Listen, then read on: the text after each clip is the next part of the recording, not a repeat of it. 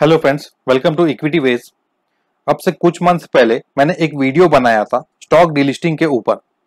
उस वीडियो को आप लोगों की तरफ से काफी अच्छा रिस्पांस मिला और साथ ही उस वीडियो में आप लोगों की तरफ से बहुत सारे कमेंट्स भी आए। कमेंट्स को पढ़ने के बाद मुझे ये एहसास हुआ कि ऐसे बहुत सारे इन्वेस्टर्स हैं जिन्होंने गलती से ऐसे कंपनीज में इन्वेस्टमेंट कर दिया है जो कि एट द मोमेंट डीलिस्ट हो चुके हैं। उस वीडियो के बाद मैंने लास्ट वीक एक और वीडियो बनाया जिसमें मैंने आप लोगों से अपना पर्सनल एक्सपीरियंस शेयर किया, जिसमें मैंने ये बताया कि क्यों मैंने एक स्पेसिफिक कंपनी को परचेस किया था जो कि बाद में जाकर डीलिस्ट हो गई। उन दोनों वीडियोस के थ्रू मैंने डीलिस्टिंग के सारे प्रोसेस को और साथ ही आप लोगों के सारे क्वेश्चंस को आंसर करने का पूरा कोशिश किया था।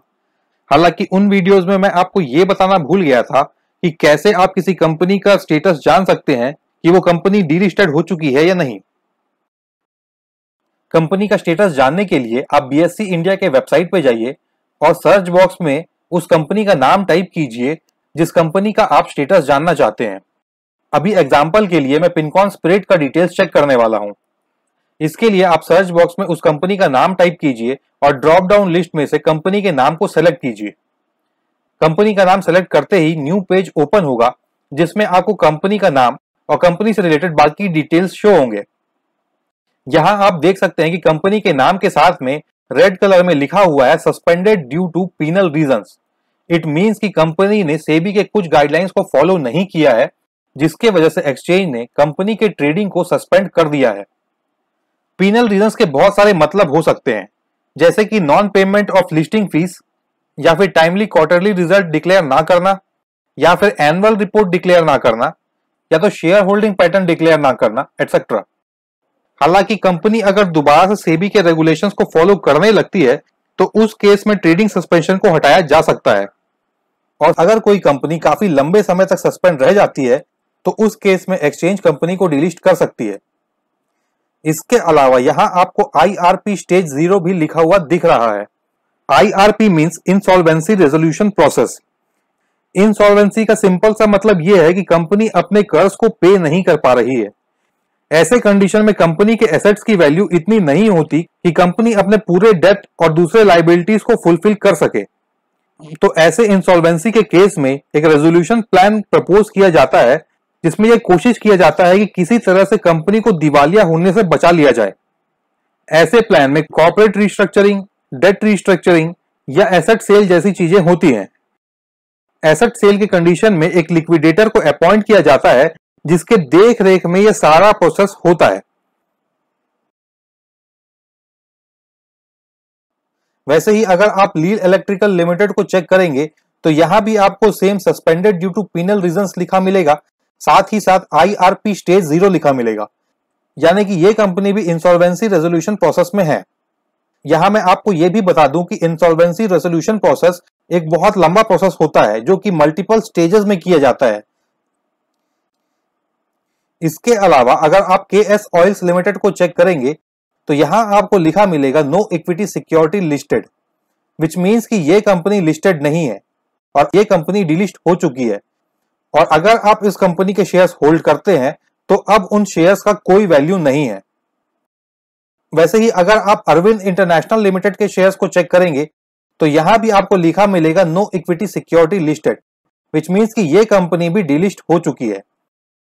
मेरा आपसे यह सजेशन रहेगा कि अगर आप किसी कंपनी में इन्वेस्टमेंट करने वाले हैं तो पहले एक बार आप BSE के वेबसाइट पे आइए, कंपनी के नाम को सर्च कीजिए, और अगर कंपनी के नाम के साथ में आपको यहां रेड में लिखा हुआ कुछ शो होता है तो उस कंपनी को आप परचेस मत कीजिए।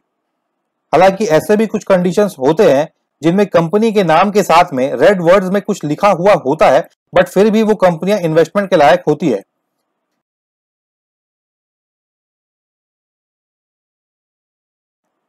एग्जाम्पल के लिए अगर मैं अदानी पावर लिमिटेड के शेयर्स को चेक करूं तो यहां आप देखेंगे कि कंपनी के नाम के साथ में लिखा है ASM LT स्टेज 4।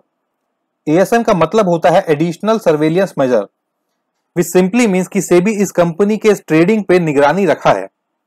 ASM दो तरह के होते हैं, लॉन्ग टर्म और शॉर्ट टर्म। यहां LT लिखा है विच मींस कि Adani power long term ASM list में है। अब अगर कोई कंपनी ASM लिस्ट में है तो इसका यह मतलब नहीं है कि वो कंपनी खराब है। सेबी के रूल के अनुसार कोई भी कंपनी एएसएम लिस्ट में आ सकती है। एएसएम लिस्ट में आने पर सेबी उस कंपनी के ट्रेडिंग पे निगरानी रखने लगता है। जैसे अडानी पावर के केस में प्राइस पिछले कुछ दिनों में बहुत ज्यादा बढ़ चुका है, इसकी वजह से इस कंपनी को एएसएम लिस्ट में लाया गया है। वैसे ही अगर किसी कंपनी का ट्रेडिंग वॉल्यूम सडनली बहुत ज्यादा इंक्रीज हो जाता है तो उस कंपनी को भी एएसएम लिस्ट में लाया जा सकता है। वैसे ही अगर डिलीवरी परसेंटेज बहुत ज्यादा फ्लक्चुएट हो रहा हो या कंपनी का पी बहुत ज्यादा हाई हो तो उन कंडीशंस में भी कंपनी को एएसएम लिस्ट में लाया जा सकता है। तो इट मींस कि अगर कोई कंपनी एएसएम लिस्ट में है तो वो बुरी है ऐसा नहीं है। लेकिन मेरा सजेशन ये रहेगा कि अगर आप एक बिगिनर हैं और आपको इन चीजों के बारे में ज्यादा नॉलेज नहीं है तो अगर आपको किसी कंपनी के नाम के साथ में रेड में लिखा हुआ कुछ दिखता है तो आप इमीडिएटली कॉशियस हो जाएं और क्रॉस चेक करें कि किन वजहों से ये रेड में लिखा हुआ है। हालांकि मेरा एक और सजेशन ये रहेगा कि अगर कंपनी के नाम के साथ में रेड में कुछ लिखा हुआ है और कंपनी का शेयर प्राइस 10 रुपए से नीचे है तो आप उस कंपनी को ब्लाइंडली अवॉइड कीजिए। इसके अलावा एक और इंपॉर्टेंट बात यह है कि जब मैंने अरविंद इंटरनेशनल लिमिटेड को बीएसई पे सर्च किया तो उस वक्त मुझे नो मैच फाउंड मिला। इट मींस कि बीएसई वेबसाइट सर्च रिजल्ट में डीलिस्टेड शेयर्स को इंक्लूड नहीं कर रहा। तो ऐसे कंपनीज का पता लगाने के लिए आप गूगल पे जाइए और गूगल पे कंपनी के नाम के साथ में बीएसई लिख के सर्च कीजिए, आपको सर्च रिजल्ट में उस कंपनी का नाम मिल जाएगा। चलिए फ्रेंड्स, तो आई होप कि आप लोगों को अब सारे डाउट्स क्लियर हो गए होंगे। फाइनली मैं एक बार और कंक्लूड कर दूं कि अगर आपको किसी भी कंपनी के बारे में डिटेल्स चेक करना है तो आप बीएसई इंडिया के वेबसाइट पे जाइए, वेबसाइट पे कंपनी का नाम सर्च कीजिए और अगर कंपनी के नाम के साथ में आपको ये लिखा मिलता है कि नो इक्विटी सिक्योरिटी लिस्टेड तो इट मींस कि कंपनी डीलिस्ट हो चुकी है। और अगर कंपनी के नाम के साथ में आपको ये लिखा मिलता है कि suspended due to penal reasons तो इट मींस कि कंपनी के ट्रेडिंग को सस्पेंड करके रखा गया है और हो सकता है कि आगे जाकर ये कंपनी दोबारा से रिलिस्ट हो जाए। हालांकि याद रखिए कि सस्पेंशन हटने की प्रोबेबिलिटी 5% से भी कम की ही होती है। और लास्टली, अगर आपको किसी अच्छी कंपनी के नाम के साथ में रेड वर्ड्स में कुछ लिखा हुआ मिले तो इसका मतलब ये नहीं है कि वो कंपनी खराब है।